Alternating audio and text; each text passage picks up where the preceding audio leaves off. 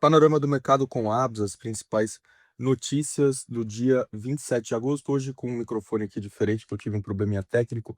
Um dia tão importante, mas vamos nessa. Começamos com o resultado da Nvidia, depois eu vou falar do PCI nos Estados Unidos, vou falar do IPCA 15 no Brasil, e se sobrar tempo, eu ainda comento CrowdStrike e Salesforce. Então, essa é a agenda do panorama de hoje. Espero que dê tempo para comentar tudo. Começamos com a Nvidia, um resultado fortíssimo, 96 bilhões de dólares em receita, praticamente dobrou ano contra ano do segundo tri de 2026, foi um aumento de 106%, margem bruta 75%, então estável mais ou menos com o que o mercado esperava, despesas operacionais em 8,4 bi, um lucro operacional de 63 bi de dólares, que é uma margem altíssima, e uma margem líquida, um lucro líquido de quase 60 bi, 59,6, que é uma margem líquida de aproximadamente 61%, ou seja, é uma empresa impressionante, fundamentos muito sólidos, e a geração de fluxo de caixa de 21 bilhões de dólares. Aí que vem um ponto delicado, que eu já vou explicar, porque esse é um ponto delicado. Primeiro, vamos fazer uma análise sobre como o mercado reagiu a esse resultado e o que houve de positivo, o que houve de negativo. Primeiro, a reação do mercado foi, num primeiro momento, foi até ruim. A ação caiu ontem e no aftermarket, depois da divulgação, num primeiro momento ela chegou a cair quase 1,5%. No entanto, ao longo da noite, a ação foi subindo, e terminou a noite com uma alta de 4%. E hoje, na abertura, e até em Frankfurt, né, no papel negociado em Frankfurt da Nvidia, chegou a bater a alta de 6%. E agora no pré-market, a tendência é que suba mais ou menos isso mesmo, coisa de 6%. Então, veja que interessante o mercado no primeiro momento. Claro que tem muito robô operando notícia, né? Então, no primeiro momento, o resultado foi ruim, pela leitura de robôs, provavelmente, e depois houve a recuperação e a alta da ação, muito em razão do quê? Do guidance, né? A Nvidia prometeu um crescimento do guidance para o terceiro tri, então vai ser uma receita mais alta do que foi anunciada no primeiro momento, então subiu o guidance do terceiro tri para 108 bi de dólares e subiu o guidance de crescimento de receita para 2027 ano fiscal, algo que raramente a empresa faz, e dessa vez fez a divulgação já para o ano fiscal de 2027, que seria uma alta muito expressiva, e esse é um ponto que acaba puxando muito a ação também, crescimento de aproximadamente 70% no próximo ano fiscal. Então, certamente, aquele temor de desaceleração do CapEx de inteligência artificial não procede. 50% dessa receita praticamente advém das hyperscalers, né? Então, que eu estou me referindo a Microsoft, Amazon e Google. Eles estão comprando muito, muito, muito hardware da Nvidia, e a nova plataforma, né, a Vera Rubin, já tem 20% da receita de data center no trimestre corrente. Então, mostra também que essa transição não está gerando aquele air pocket, né, aquele espaço de transição, não tem isso. Então, mostra que realmente a demanda ainda continua muito forte, e que o sell-off foi muito mais de valuation e positioning do que de quebra fundamental, né. Então, e aí aquilo que eu falei ontem, né, a minha conclusão ontem, que o ceticismo já estava no múltiplo, né, porque o ceticismo diz respeito ao quê? Negócios circulares, financiamento, você financiar seu comprador, você fazer participação em empresas. Então, e esse ceticismo em boa medida já está no múltiplo, na minha opinião. Porque são pontos de risco, não nego que são pontos de risco. Tá inflando o comprador, na verdade você está financiando o seu próprio cliente, né, então tem esse risco, mas e eu já vou comentar onde isso me preocupa, mas de um modo geral o resultado foi muito bom, e a tendência é que, né, nós tenhamos aí a continuidade desse movimento de inteligência artificial. Ontem mesmo eu li um texto do Demis Hassabis, né, da DeepMind, em que ele compara a inteligência artificial não à onda da internet, ele compara à energia elétrica e ao fogo. Ele acha que a inteligência artificial é muito mais revolucionária do que a onda da internet. Então eu fiquei com isso na cabeça. Falei: "Caramba, um dos caras que mais entende de inteligência artificial faz um comentário desse, é bom ficar atento, né, entender a tendência e não querer brigar com a tendência", né. Eu falo isso no sentido de que os pessimistas de plantão em relação a "é bolha, bolha, bolha", tudo bem, tem muita coisa aí que será realmente perdida ao longo do ciclo de capital, é natural, qualquer ciclo de capital vai ter os chamados malinvestments, né, na terminologia do Hayek, mas, não dá para negar o que está acontecendo, né, é uma uma tendência tecnológica irrefutável e com muito investimento por trás e um investimento, a demanda, que não cessa, não diminui, pelo contrário, está aumentando. E você tem players que conseguem se financiar, basicamente, com a geração do seu caixa. Então, essas hyperscalers são um ótimo exemplo disso, e por isso um resultado tão forte de NVIDIA. Então fica aqui, primeiro esse comentário superficial, né, em relação ao que aconteceu, os dados foram divulgados. Agora vem onde começa a minha preocupação, que é a parte do free cash flow. A empresa gerou um cash flow operacional de 24 bi e um free cash flow de 21,3 bi. E a drenagem foi exatamente onde? No capital de giro. Então as contas a receber, elas acabaram consumindo 22,35 bi de caixa no trimestre, sendo que um ano antes, no mesmo trimestre equivalente de 2025, era só de 5,6 bi. Então isso fez com que as contas a receber saltassem de 40,7 bi no balanço para 63,1 bi em julho. Então, uma alta de 55% em um trimestre. Então, esse é um ponto interessante, porque os recebíveis estão crescendo muito mais rápido que as vendas. Então, quando nós fazemos essa conversão do DSO, se no primeiro tri de 2026 era de 45 dias, agora é de 60 dias, né? Você faz os recebíveis dividido pela receita. Então isso dá um DSO de aproximadamente 60 dias, e isso não é uma deterioração pequena, de 45 para 60 dias em um trimestre. Então significa o quê? Que o crescimento do crédito concedido pela Nvidia aos seus clientes supera em muito o crescimento dessas receitas. Então, a pergunta que você tem que fazer aqui, saindo um pouco do aspecto técnico, é o seguinte: quanto desses 96 bi de receita já virou dinheiro, certo? Então, nesse trimestre, a resposta é muito menos do que o P&L sugere, porque você tem esse prazo aí agora que vai para 60 dias. Então, não é algo ainda alarmante, mas já começa a acender aquele sinalzinho para ficar de olho nos próximos trimestres, para entender o que está acontecendo.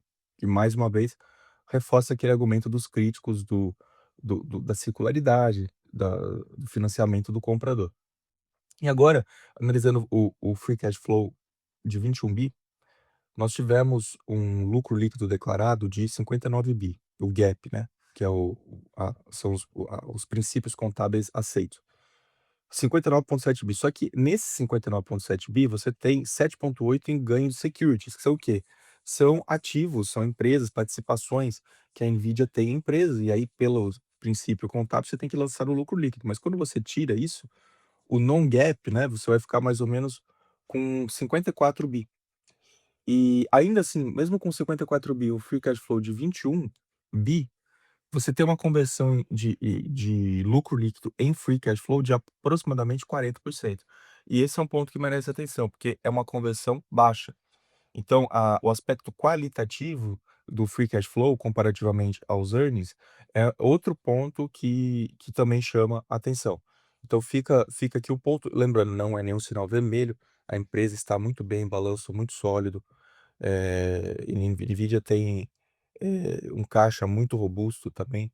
Então fica esses pontos, vamos colocar aqui de luz amarela, mas que não preocupam diretamente, né. Então, novamente temos essas questões a apontar. A circularidade é um grande ponto, porque a fornecedora de GPU que investe em outras empresas, garante financiamento para data center, então, e o contratante ainda é o potencial arrendatária, utiliza esses GPUs da NVIDIA. Então todo esse modelo de circularidade ainda preocupa um pouco, né. Eu já fiz um vídeo no YouTube sobre isso, então não vou explicar aqui detalhadamente. Qualquer coisa, acessa lá meu vídeo no YouTube, que eu explico exatamente no que consiste essa circularidade, tá. Mas os recebíveis ainda ficam como o ponto de principal, preocupação, e 25 bi de dólares ainda em compromissos de equity investments. Então, o total de comprometimento que a Nvidia divulgou foi de aproximadamente 366 bilhões de dólares. Isso abarca o quê? Supply, capacidade, né, de 279 bi, cloud service agreements, que são os acordos com prestadores de serviço de cloud, 29 bi, lease de data center, 25 bi, investimentos em ações, em equity, participações, 25 bi, e um capex de 8 bi. Então, claro que nem tudo isso aqui tem o mesmo risco, né, muda um pouco, mas é importante acompanhar ainda que essa circularidade que faz parte desses componentes, né. E claro que ainda temos outras garantias que foram dadas, tem aquela garantia do não é bem a garantia, né, mas a infraestrutura de financiamento que envolve os grandes players de finanças lá de private equity, enfim, tudo isso também tem foi anunciado em 500 bi com vários players, então também tem todos esses pontos, mas fica esse essa ressalva, faria essa ressalva em relação ainda a esses pontos, mas dito isso, o balanço ainda segue muito forte, a Nvidia tem uma posição de caixa muito sólida, então não há ainda nada a preocupar, a solvência de balanço está excelente, mas ficam esses riscos aí, esses tail risk, né, o risco de cauda. Vamos dizer que se houver alguma quebradeira aí de Frontier Labs, aí alguma coisa mais agressiva, isso aí pode desencadear um efeito em cascata, mas a empresa segue muito sólida. Para dar tempo de comentar o resto, agora eu vou para o PCI nos Estados Unidos. Olha, veio mais ou menos de acordo com o esperado, só que ao mesmo tempo, ainda existem pontos preocupantes, né, então, o headline de 3,7 ano contra ano, isso pesou bastante e o núcleo veio 3,3 como o mercado esperava, então relativamente estável. Só que, tirando a parte de habitação, dentro dos chamados super core, super núcleo, parte de serviços financeiros, portfólio management, saúde, passagens aéreas e outras categorias de serviços ainda são os pontos que preocupam e muito. Então, por mais que tenha sido afastada a grande probabilidade de aumento de juros em setembro, a inflação nos Estados Unidos está longe de estar totalmente controlada. Você tem uma energia acumulada alta, você tem serviços que ainda estão muito pegajosos, né, sticky, que é a terminologia que os americanos gostam de usar, portanto, ainda alto, um aspecto inercial muito sólido, e um pouco de retorno de inflação de bens. Então, esse é um grande problema, o core service excluído house. Esse é um ponto bastante preocupante e é por isso que, eh, não dá para afastar totalmente o aumento de juros, talvez não em setembro, mas em encontros vindouros, caso esses pontos não acabem sofrendo uma desinflação, né. Então, é isso, esses são os pontos principais, né, o portfólio management, que tem um impacto aí de asset under management, que acaba subindo um pouco e talvez isso já essa disposição corrija ao longo dos próximos meses. Healthcare, as passagens aéreas, serviços de alimentação, serviço fora, né, restaurante principalmente, e telecom broadcasting. Então, esses são os pontos que ainda levam a uma preocupação na parte de serviço, lembrando, excluindo a habitação, porque a habitação houve uma melhora clara na parte do aluguel do residencial, de residência principal, e também por parte do landlord, né, que é o proprietário locador. Então, nesses pontos ainda da habitação até houve uma melhora, mas não é ainda o suficiente para falar que as chances de alta estão absolutamente afastadas. Então, fica um ponto ainda bastante importante para que seja acompanhado, nos próximos dados inflacionários. E agora para terminar, porque eu sempre mantenho aqui meu podcast em 15 minutos, não vai dar para falar dos earnings da CrowdStrike e da Salesforce, porque eu posso comentar depois.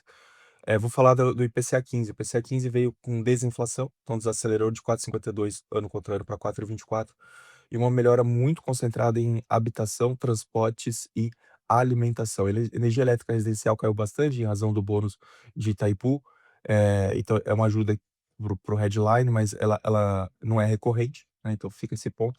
A habitação como um todo caiu também, e transportes caíram bastante, então queda de passagens aéreas que são extremamente voláteis, energia também caiu bastante, etanol, gasolina, diesel, e alimentação e bebidas caiu 0,57, com alimentação em domicílio caindo bastante em alimentos voláteis, como tomate, batata, cenoura, café.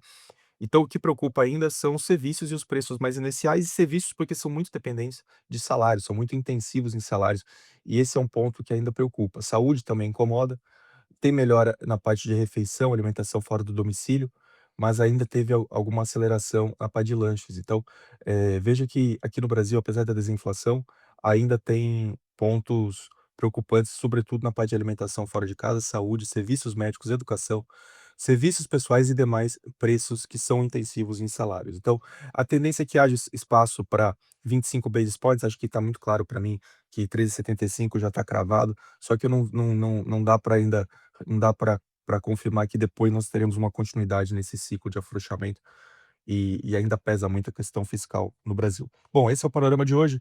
15 minutos cravados para você. Espero que você tenha gostado dessa análise. É um prazer sempre fazê-la e um grande abraço, ótima quinta-feira.